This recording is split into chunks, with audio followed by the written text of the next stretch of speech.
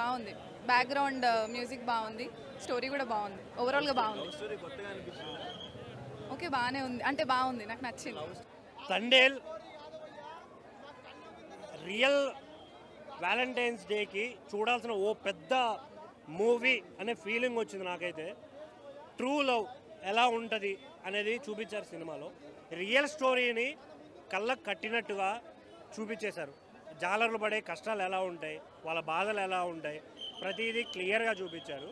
Cinema విషయానికి వస్తే మెయిన్గా నాగ చైతన్య గారిని ఈ సినిమా తర్వాత కెరియర్లో ఈ సినిమా ముందు అని చెప్పుకుంటాం. అలాంటి మైల్ స్టోన్ నాగ చైతన్య గారికి ఈ సినిమా చాలా అంటే చాలా బాగా అనిపించింది.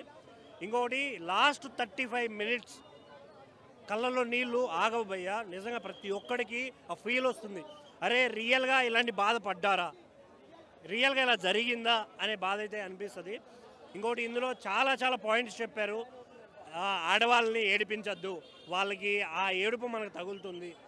ఇంకొకటి దేశభక్తి గురించి కానీ వేటకెళ్ళే జాలర్ల గురించి కానీ చాలా పాయింట్స్ చెప్పారు.